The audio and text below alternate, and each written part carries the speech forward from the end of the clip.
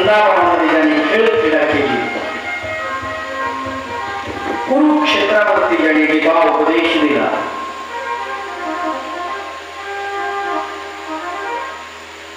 गोकुळामध्ये ज्यांनी गोपींसोबत रासलीला खेळून गोपींना प्रेमगीता शिकवली, असा तो भगवान गोपाल कृष्ण मथुरेमध्ये राज्य करतो आहे. आणि त्या मथुरेमध्ये भगवंताच्या अनेक वेळा आपण ऐकताय. 16,108 स्त्रियांना सन्मान देणारा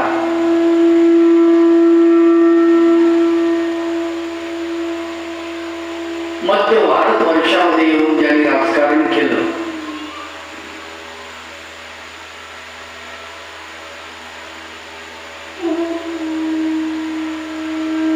द्रौपदीचं लग्न पांडवाशी लावल्यानंतर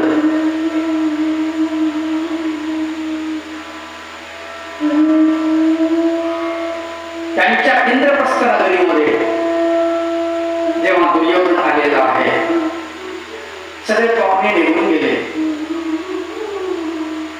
आणि दुर्योधन दुशासनाने आपल्या 100 भावांना घेऊन तिथेच थांबला पाहुणचार घेत. कारण घरचा होता. विश्वकर्म्याने बांधलेली ती नगरी इंद्रप्रस्थ, जिथे पाणी आहे तिथे जमीन दिसत असे, जिथे जमीन आहे तिथे पाणी दिसत असे, जिथे दरवाजा आहे तिथे भिंत दिसत असे, जिथे भिंत आहे तिथे दरवाजा असत असे. अशा प्रकारचं चित्र विचित्र त्या विश्वकर्माने उभारलेल्या इंद्रप्रस्थ नगरीचं वैभव तो बघू लागला. दास दासी त्याला सांगू लागल्या, महाराज इथे दचकू नका, इथे भिंत आहे, दिसते तुम्हाला भिंत पण भिंत नाही, जाऊ शकता. त्याला आश्चर्य वाटत असे.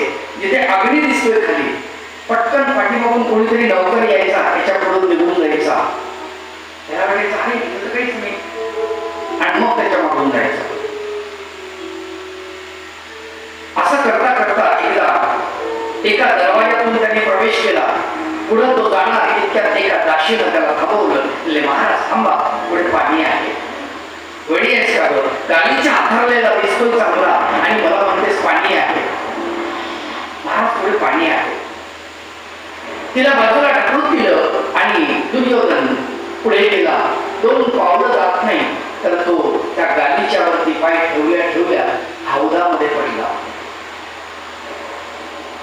गवाक्षातून द्रौपदी बघत होती.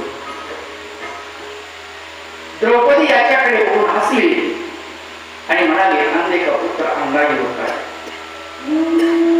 हसणं ठीक आहे, तुझा धीर आहे, तुझी आणि त्याचं नातं दीड भावल्याचं आहे, चेष्टा करायला पाहिजे, हरकत नाही. पण इतकीही चेष्टा नको की ज्या चेष्टेचं रूपांतरण युद्धामध्ये होईल. बरं, तू अंधे का पुत्र अंगा म्हणतेस,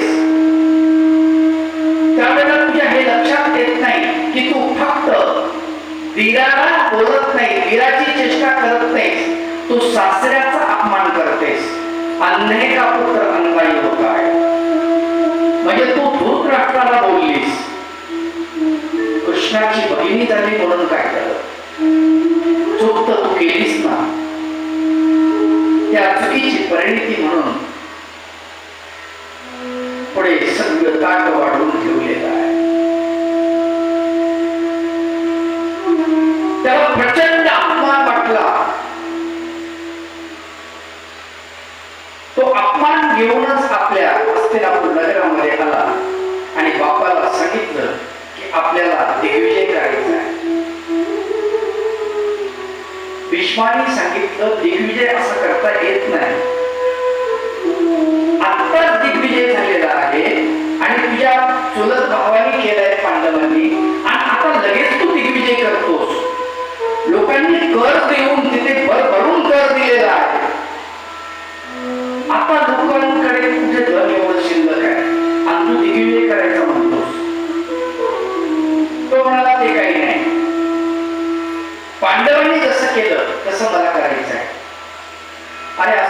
एकाकडे तिखट.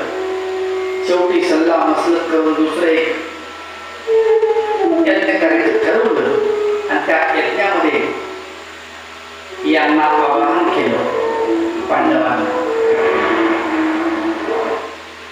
इंद्रप्रस्थ नगरीचं सगळं वैभव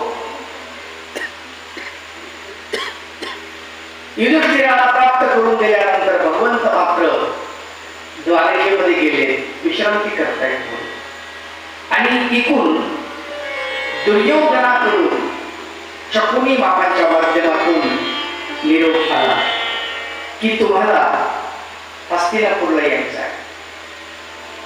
कशासाठी? युद्ध खेळण्यासाठी.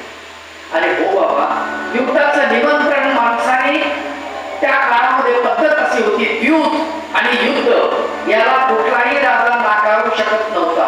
जर नाकारलं तर त्याला हार मानल्या जायची त्या गोष्टीची. परंतु ज्या वेळेला भगवान गोपाळ कृष्ण यांच्याकडे होते, भगवंताला त्यांनी प्रार्थना करायला पाहिजे होती, बोलायला पाहिजे होतं की देवा, मला आमंत्रण आलेलं आहे युद्ध खेळण्याचं, जाऊ की नको, तुम्ही सोबत पाहिजे. सुखाच्या काळामध्ये भगवंत आपल्याला आठवत नाही, सत्ता संपत्ती आपल्याकडे आणि त्याच्यामुळे आपल्याला काही आठवलं नाही. आपल्याला नाही, युधिष्ठिराला सुद्धा आठवत नाही. ज्याला धर्मराज म्हटलं जातं त्याला सुद्धा ते आठवत नाही. आणि मग भगवंताला न सांगता हे हस्तिनापूरला येतात आणि हस्तिनापूरला द्यूत मांडल्या जातो. समोर सारखं मागची मंडळी मागे येऊन बसते, पुढची मंडळी पुढे या. श्री कृष्ण गोविंद हरी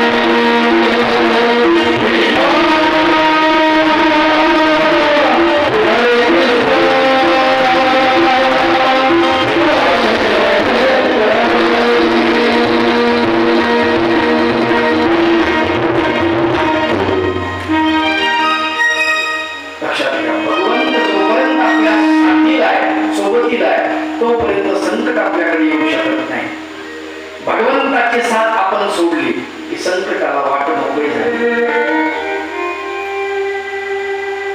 सुखासुखी आपण देवालाही आठवत नाही.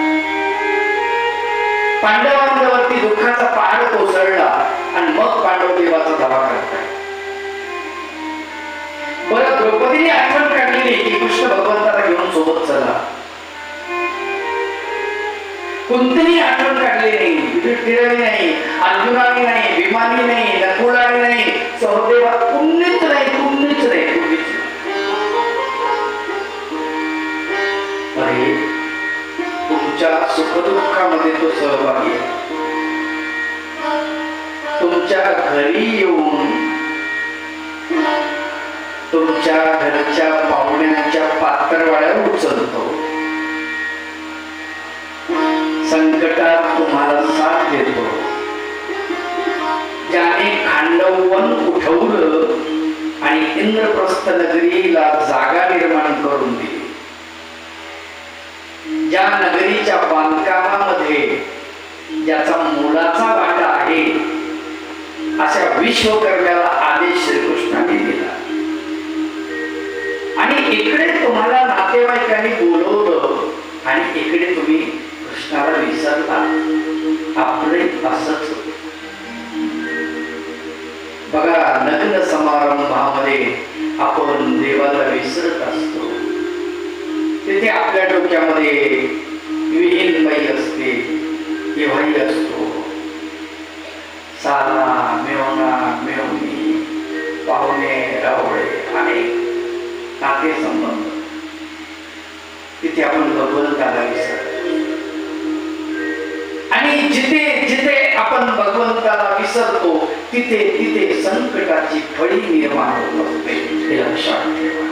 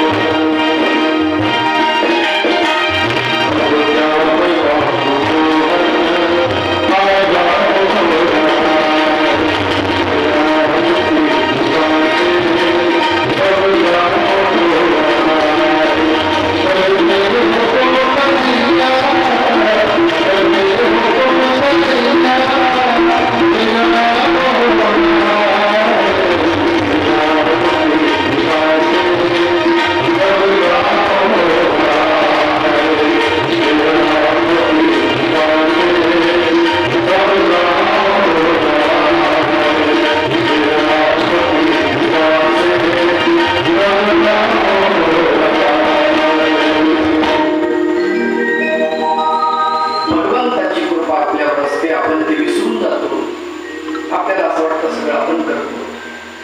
असंच झालं पांडवांचं. नेवता आला, निरोप आला आणि पाची पांडव हस्तिनापूरला आलेले आहेत पाहुणचार घेण्यासाठी. आणि मग सुंदर अशा प्रकारे आदरातिथ्य झालं. यज्ञ हा फक्त नावाला होता, पांडवांना बोलायचं होतं आणि युद्धाचं आयोजन करण्यात आलेलं. शकुनी महावृषा, शकुनी सगळं षडयंत्र रचलेलं. जरासंधाच्या हाडाचे पाशे तयार केले होते आणि ते पासे चौसर मध्ये तिथे आणलेले आहे.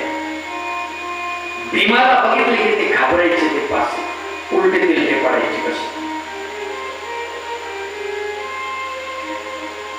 डाव सुरू झाले. सुरुवातीला तो खेळ वाटत होता. खेळ हा खेळीमेळीने चालला पाहिजे. खरं तर त्यालाच खेळ म्हणतात, पण खेळात मेळ असला पाहिजे. आजकाल खेळात मेळ राहिलेला नाहीये.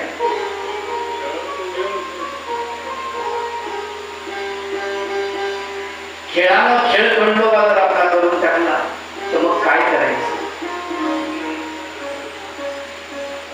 पांडवांना कळेल ना, पण ही सगळी साजिश आहे ते विदुराला मात्र कळलं.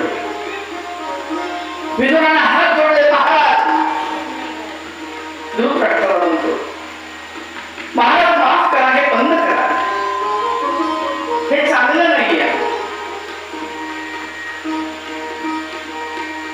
हे दूत युद्धाला आमंत्रण करणारा दिसतं, पण त्याचं कुणी ऐकलं नाही. आले विदुरा, पोरं खेळतात, खेळू दे.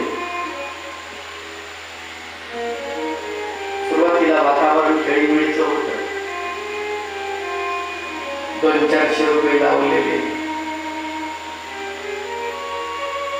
त्यानं काय होतंय, त्यानं काय होतंय, त्यानं काय होतंय, असं करता करता वाढत चाललं. युधिष्ठिर एक एक डाव हरत गेलेला आहे. चीड निर्माण होती अंतःकरणामध्ये. शेवटी सगळं संपत्ती हरण झाली.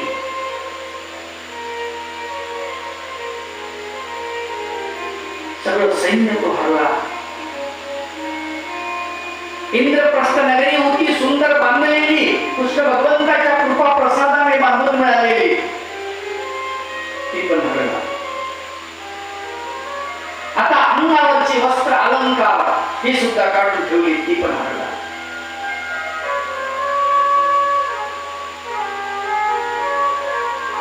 त्यांना अपमानित करायचं ते त्यांनी फक्त ठरवलं.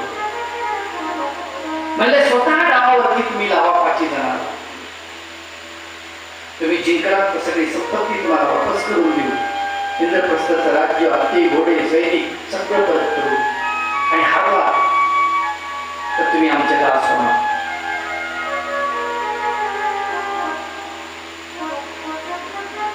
माणूस एखाद्या गोष्टीच्या आहारी गेला ना, त्याला काही कळत नाही, समजत नाही. तो हिप्नॉटिझ होतो. आणि तो डाव खेळला, तोही हरला. आता ते त्याचे दास झाले. आता सगळं संपलं होतं, पण दुष्ट प्रवृत्तीच्या माणसाच्या अंतःकरणामधला द्वेष संपला तर दुर्योधनाला सांगितलं, राजा युधिष्ठिरा, अजूनही तुझ्याकडे अमूल्य वस्तू आहे.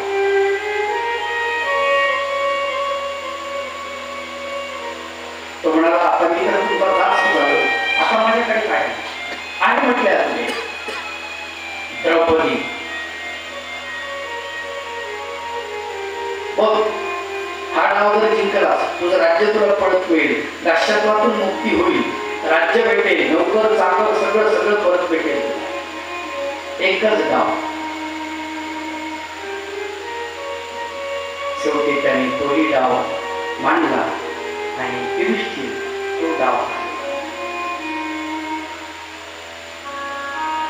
बाकीचे चारही पांडव हातबल झालेले होते. काय करावं कोणाला सुचत नव्हतं. युधिष्ठिर आवेशाने खेळत होता आणि प्रत्येक डाव हरत होता.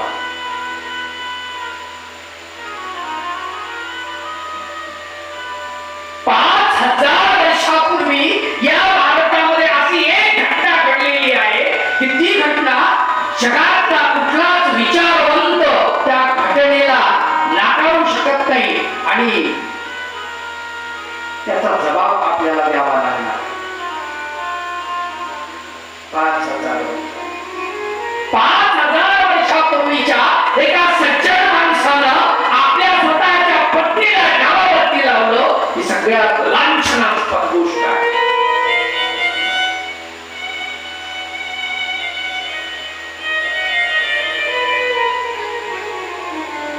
तो काळा दिवस, काळ्या अक्षरानं लिहिलेला तो इतिहास कधीच पुसल्या जाणार नाही. कधीच पुसल्या जाणार.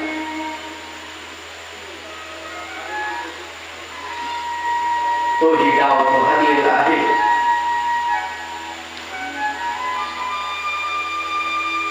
आणि लवकर सांगितलं जा आमच्या दाशीला घेऊन ये. पाची पांडव खाली माना घालून बसलेले. कथा आपण का ऐकतो हे लक्षात घ्या. पांडवांच्या सोबत भगवंत नाही.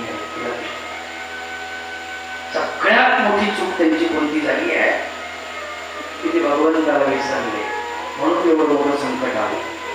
अन्यथा होत नसतं.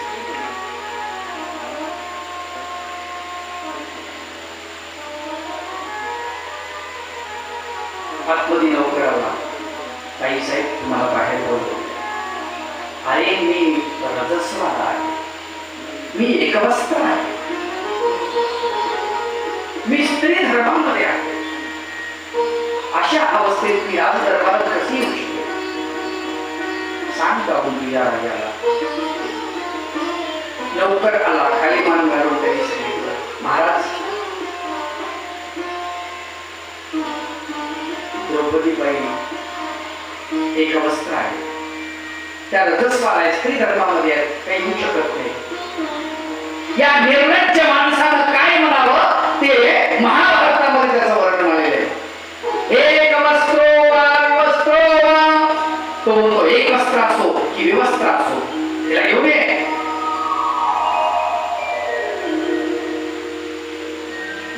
इतका अपमान. आणि पांडव बलावाट ठेवी खालच्या मानेला. खरंच कुणीच कोणाचं नसतं. कुणीच कोणाचं. एक नाही 5 पती आहे आणि त्यांच्या पत्नीला असं बोलताय. पण इतकं बोलल्यानंतर तो अपमान त्यांनी तर सहन केला. पण त्या राजसभेमध्ये काही धर्मवान माणसं नव्हती का दुसरी? त्याचं नाव भीष्म पितामह, ज्याला धर्मात्मा म्हणलं जायचं. गुरु द्रोण, कृपाचार्य, महारथी कर्ण यांनी तरी त्याच्या तोंडावर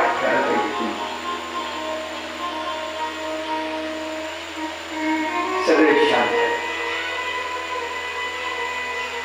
शेवटी द्रौपदीला सभेमध्ये ओळख आणलं माझ्या.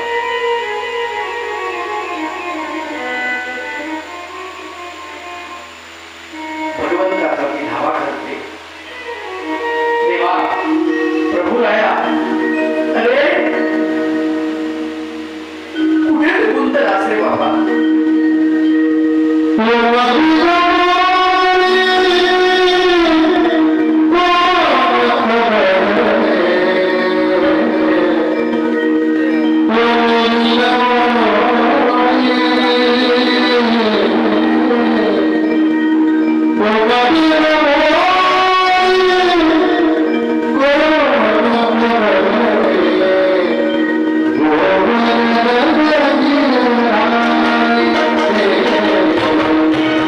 Yeah.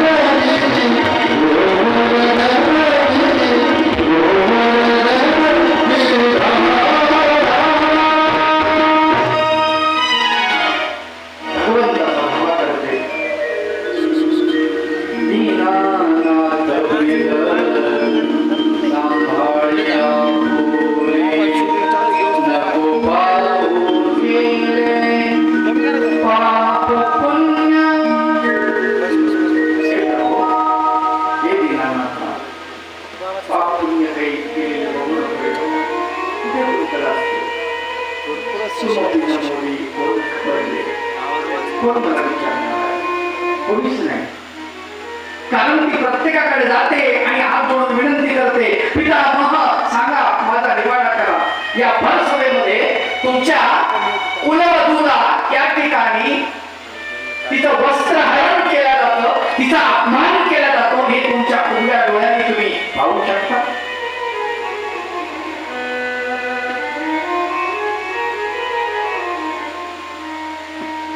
सगळ्यांपुढे जाऊन ती विनंती करते. या संपूर्ण सभेमध्ये एकच असा जन्माला आलेला आहे, असतो कुठेतरी चांगला माणूस.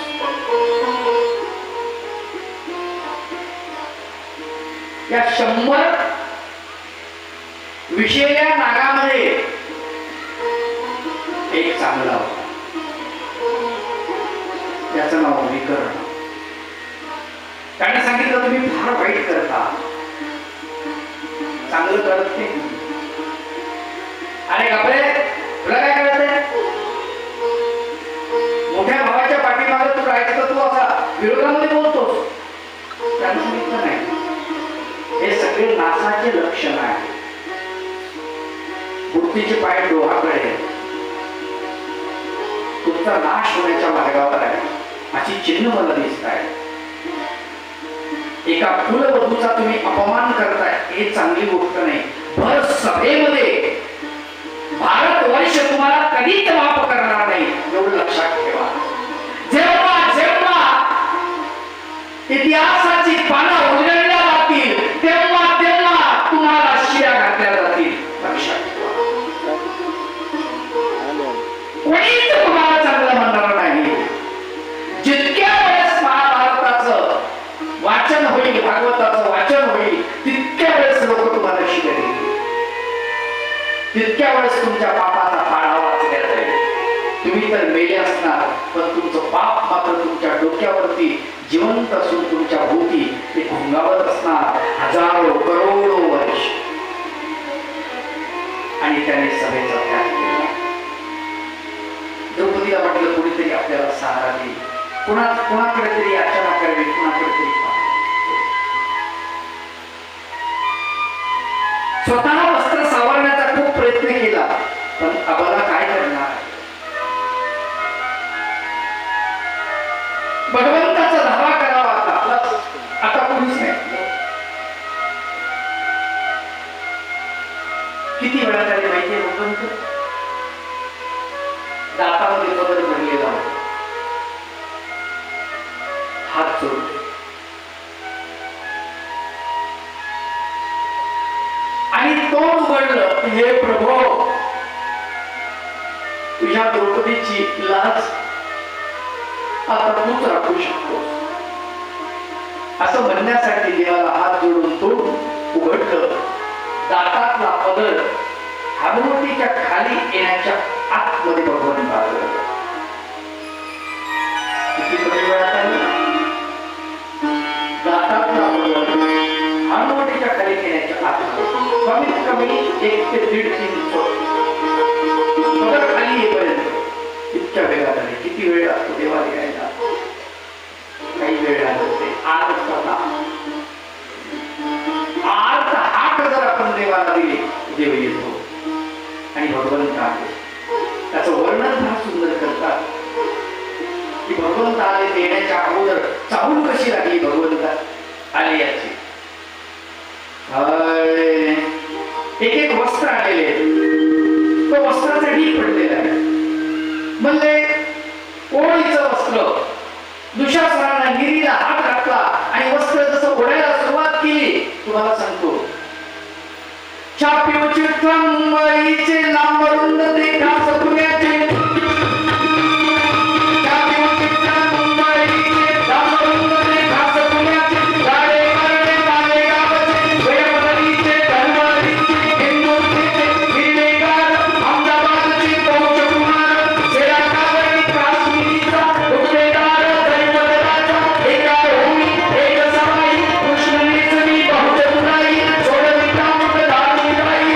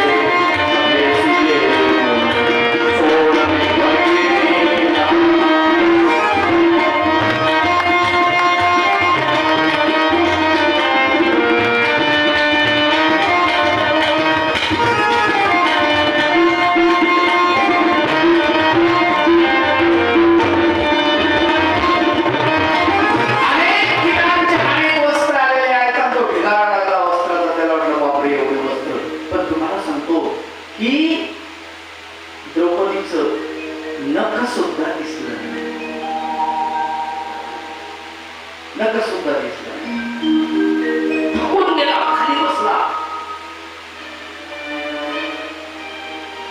आणि जेव्हा पितांबर पाहिला भगवंत, मग लक्षात आला, पितांबराला हात जर घातला असता तर दुशासनाचा हात जळून भस्मसात झाला.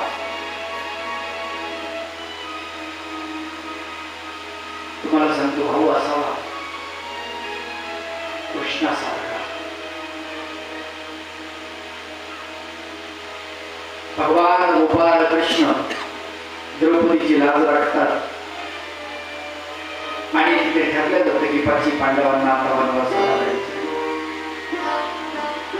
5 पांडव वनवासाला जातात.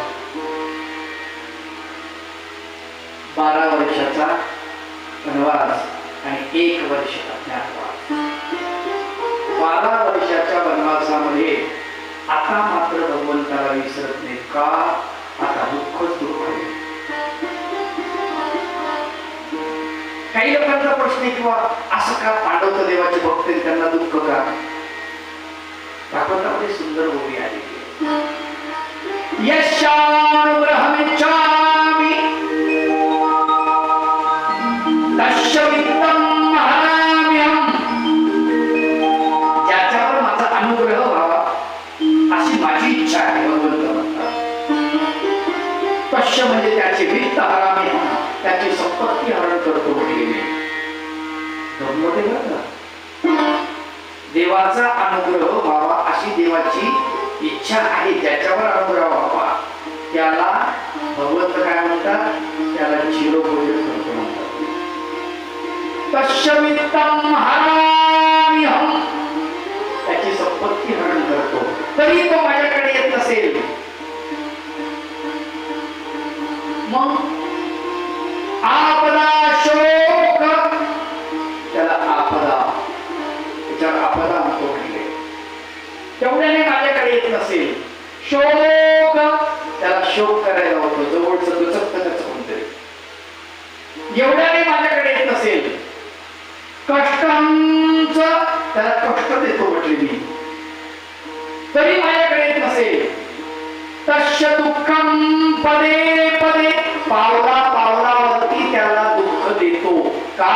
दुःख दिल्यानंतर तो माझ्याकडे येईल. कुंतीनच मागितलं, देवा भगवंता मला सदा दुःख दे. का? तर सुखामध्ये तुझी आठवण येणार नाही, दुःखात आठवण नाही का? कबीरदास सुंदर वर्णन करतात, दुःख में सिमरण सब करे, सुख में करे ना कोई. सुख में सिमरण जब करे तो दुःख कहाँ से होए.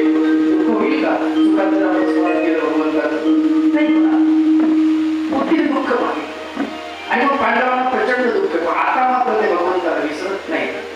12 वर्षाचा वनवासामध्ये आहेत, जंगलामध्ये वल्कल नेसलेली आहेत आणि कुंतीला मात्र जाऊ दिलं नाही. कुणी? गांधारीनं. ती म्हटली, ताई तू नाही जायचं, तुला बनवायचं नाही. यांचं काही असो, आपलं प्रेम कायम असलं पाहिजे. केवढं दुःख आहे.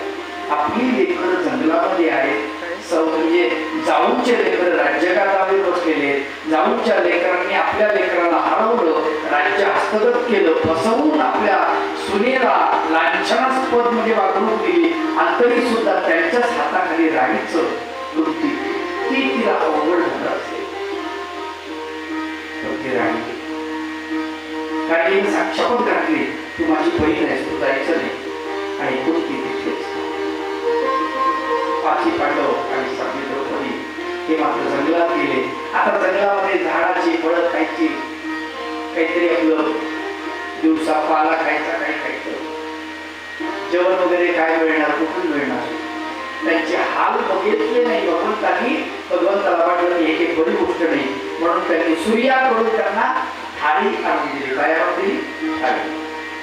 मग ती थाळी म्हणजे त्या ताटामध्ये दररोज अन्न व्हायचं, अन्न भक्षण केलं, संध्याकाळी थाळी धुवून टाकली, पालखी घातली, ती संपलं. एक दिवस असं झालं, ऋषी दुर्वासा यांना चातुर्मास दिली. कुणी? दुर्योधनाने 4 महिन्याची खूप उपयोग घातलं भरपूर. आमको घ्या, तमको घ्या, चहा घ्या, दूध घ्या, कॉफी घ्या, कोका कोला घ्या, पेप्सी घ्या, आईस्क्रीम घ्या, सेब घ्या, संत्रा घ्या, मोसंबी घ्या. पोल्युशन झाले ना, लई आजारात झालं म्हणले. 4 महिने, एक दिवस नाही, 2 दिवस नाही, 4 महिन्याचा आजारात मृत्यू. आणि 4 महिने डॉक्टर मास संपले. माग म्हणले गुरुदेवला तुला काय पाहिजे? काही नाही म्हणला. आमचे 5 पांडव आहेत, त्यांनाही अन्नदान करण्याची फार इच्छा असते म्हणला, पण ते जगला ते त्यांच्याकडे कोणी जात नाही. त्याच्यामुळे माझी इच्छा अशी की तुम्ही त्यांच्याकडे जा आणि भोजन मागावा. आता इथून निघायला 8 वाजले रात्रीचे आणि आता जायचंय जंगलामध्ये. म्हणजे आताच जा. आणि ते तिथे गेले. किती वाजले होते? मध्यरात्र. आणि मध्यरात्र झाली. झोपडीचा दरवाजा लावलेला, पाठीचा दरवाजा, आतमध्ये पांडव झोपलेले. दरवाजावरती त्या ऋषीने आवाज दिला, माता भिक्षां देहि. दरवाजा उघडला, पाहतात 88,000 ऋषी, एक का 2. आता एवढ्याला आम्हाला भूक लागली, म्हणजे जेवण करायचं. विचार केला की मध्यरात्र झालेली आहे, आत्ता जेवायचे, यांना जेवण कसं लागेल. पण म्हटले महाराज, आता मध्यरात्र उलटून गेली, स्नान करून जेवता का अगोदर जेवता? तुम्ही संन्यासी माणसं आहे, तर रात्र उलटून गेली म्हणल्यावर स्नान करावं लागतं असं शास्त्र सांगतं. बघा माझे काही म्हणणं नाही, तुम्ही जर जेवायला बसले तर लगेच बसा, नाही तर स्नान करूया. आणि हिला अवधी पाहिजे होता थोडा. ठीक आहे, तुम्ही स्नान करू येतो. गेले स्नानाला नदीच्या काठावर. द्रौपदी, अगं तू त्यांना पाठवलं स्नानाला, पण त्यांना काय खाऊ घालणार आहे? काय डोंगलं खाऊ घालणार नाही त्यांना? आता कन्हैयाला बोलवते, माझ्याकडे काय त्याच्या कृपेनं थाळी मिळाली होती, ती आता धुवून ठेवली. म्हटले ती काही देत नाही. आता धुवून ठेवल्यानंतर डोक्यावरती एवढा मोठा दगड घेतला आणि देवाची आराधना करायला सुरुवात केली. कोठे गुंतलासी